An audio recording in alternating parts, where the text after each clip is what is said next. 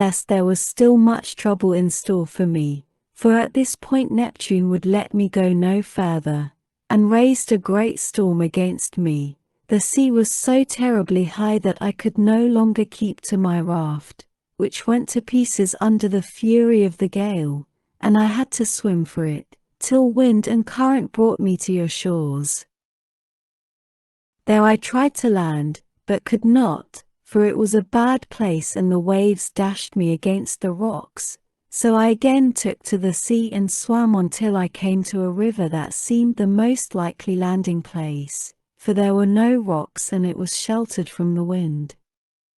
Here, then, I got out of the water and gathered my senses together again. Night was coming on, so I left the river, and went into a thicket, where I covered myself all over with leaves, and presently heaven sent me off into a very deep sleep.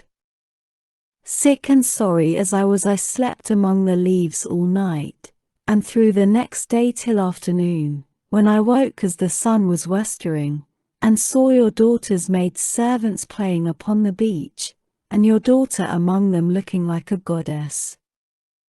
I besought her aid, and she proved to be of an excellent disposition, much more so than could be expected from so young a person, for young people are apt to be thoughtless.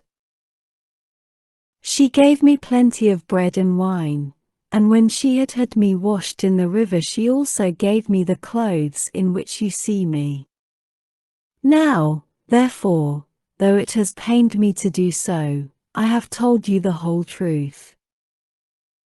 Then Alcinous said, Stranger, it was very wrong of my daughter not to bring you on at once to my house along with the maids, seeing that she was the first person whose aid you asked.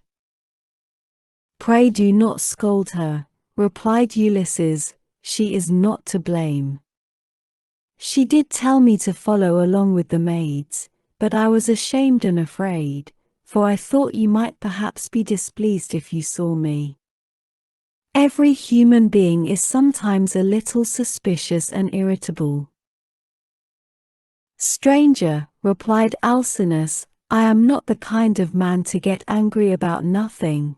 It is always better to be reasonable, but by Father Jove, Minerva, and Apollo, now that I see what kind of person you are, and how much you think as I do, I wish you would stay here, marry my daughter, and become my son-in-law.